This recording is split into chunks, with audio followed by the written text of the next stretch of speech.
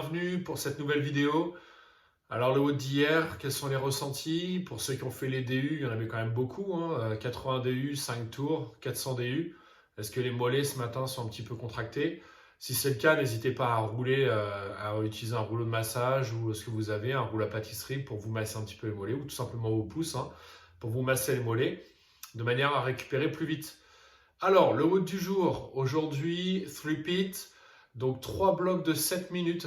Ça veut dire quoi? Ça veut dire que si vous accomplissez en moins de 7 minutes les 3 tours des 2 exercices qui sont demandés, vous avez de la récupération et vous attendez le départ du set suivant, c'est-à-dire vous avez un départ à 0 minutes, au 3, 2, 1, go, vous avez un départ à 7 minutes et vous avez un départ à 14 minutes.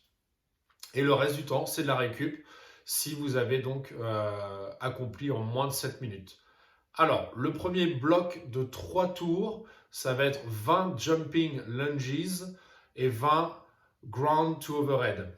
Alors, c'est quoi? Vous avez tout simplement les jumping lunges, ce sont des fentes sautées. Donc ici, je viens faire ma fente. Alors, pas d'obligation de toucher le sol avec le genou pour préserver votre rotule, mais cherchez à avoir une belle amplitude sur les fentes. C'est-à-dire, je suis ici et je viens faire mes fentes. Ok? Donc là, on travaille le freinage dans le mouvement. Freinage dans le mouvement, très intéressant, la portion de freinage.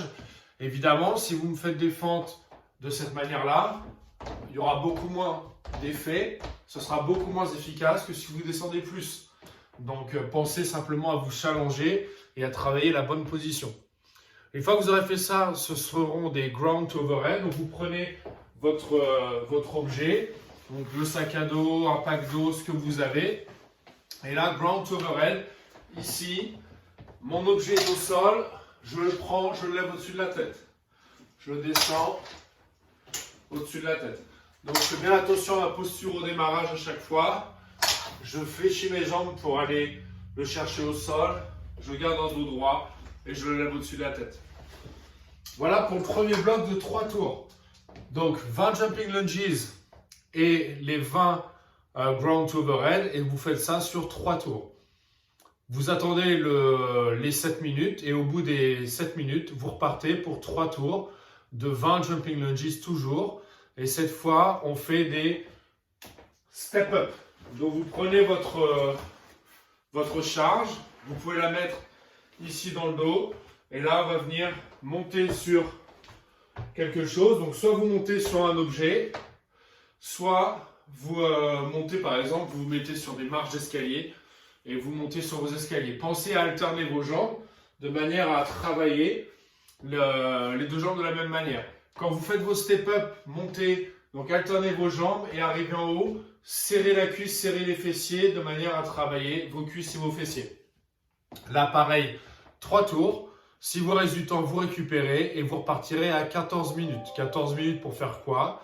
Mais cette fois, vous aurez 20 jumping lunges encore une fois à faire et vous aurez des thrusters à faire. Donc, thruster, vous prenez votre charge devant cette fois-ci au niveau des épaules. Je descends en squat, je remonte, je la pousse au-dessus de la tête.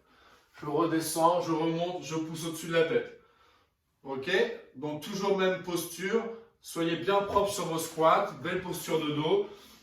Gardez le buste le plus droit possible de manière à avoir un travail vraiment efficace. Donc voilà pour le WOD du jour. Profitez-en, un petit peu de charge, au soleil encore une fois si c'est possible.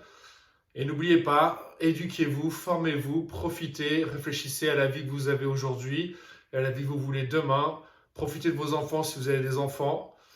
Et profitez de ce confinement pour en tirer le meilleur profit possible. Je vous souhaite une belle journée et je vous dis à demain.